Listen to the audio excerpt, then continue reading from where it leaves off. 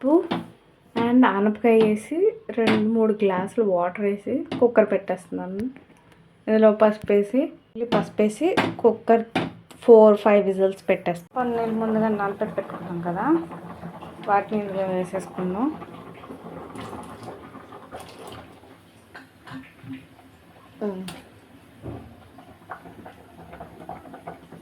మన ఆనపకాయ సాంబార్ కోసం రెడీ అవుతుంది.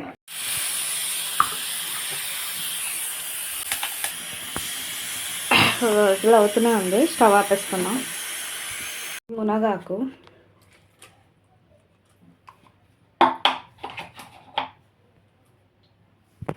ఉప్పుని ఇలా మిక్సీ చేసాం కదా, దీన్ని ఇందాక పోపు వేసుకుని పెట్టుకున్నాం, అందులో వేసేసుకుందాం.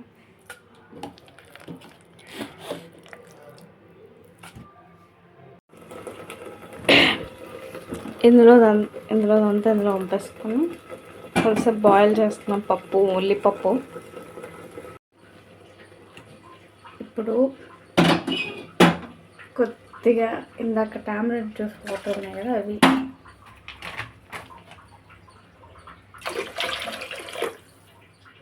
సాంబార్ కదా, సాంబార్కి సాంబార్ పౌడర్,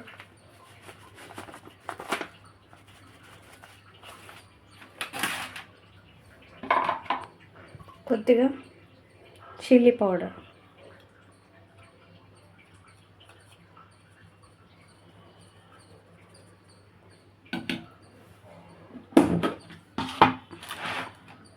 సాల్ట్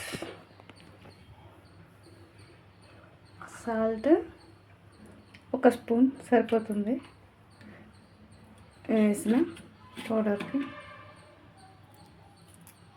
మొత్తం సాంబార్ పౌడర్, కారం, నేను పచ్చిమిర్చీలు ఎక్కువ తీసుకోలేదు, కారం బాగానే వేసాను, సాంబార్ పౌడర్ కూడా బాగానే వేసాను.